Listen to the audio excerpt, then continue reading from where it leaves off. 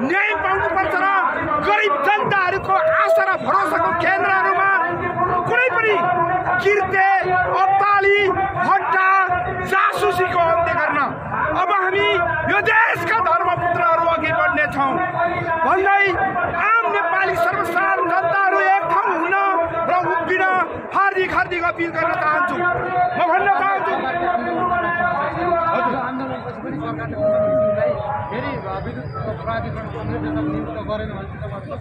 सुन्नु, अब हामी कुलमानज्यूको लागि हामी आज सडकमा उत्रिएका छौँ। आम जनताको विश्वास र भरोसाका केन्द्र आदरणीय व्यक्तित्व कुलमान घिसिङज्यूलाई हामी यदि यो नालायक सरकारले आज यसरी नै प्रतिबन्ध गरेर हो भने अझै पनि हाम्रो यो आन्दोलनले विशाल रूप लिनेछ र जनताले चाहेको प्रश्नको जवाब जनता किन नमार्न नपरोस्, मर्न नमर्नदेखि नडराइकन हामी भन्छौँ, छाती फुलाएर भन्छौँ यो देशको धर्मपुत्र हौँ कुलमान घिसिङलाई हामी फर्काएर छोड्छौँ। यो इतिहास राखेर छोड्दैछौँ। एउटा जातिको कुरा होइन, हामी नेपाल धरतीमा रहेका सम्पूर्ण नेपाली जात जाति भाषा धर्महरू एक ठाउँ भएर उभिनुपर्ने जरुरी देखिएको छ।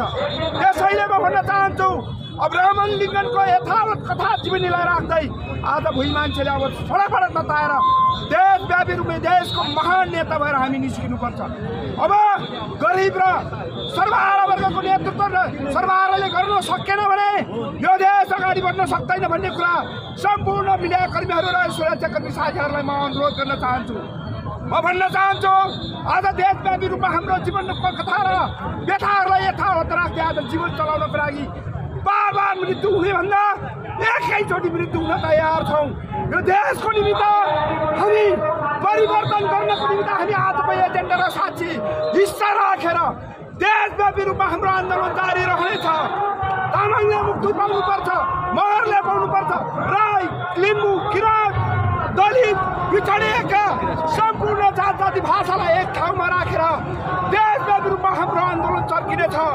म सडकको मान्छे आज ब्रह्माको शक्ति लिएर भगवान शिवजीको शक्ति लिएर यो देशमा अब शान्ति र सुशासन समृद्धि गर्नको निमित्त यसरी नै हौला खडा गरेर सम्माननीय युद्धका कमान्डर आदरणीय प्रचण्डज्यूलाई यो विनम्र अनुरोध गर्न चाहन्छु। आज हामी विस्फोट हुनुपर्ने अवस्था छैन।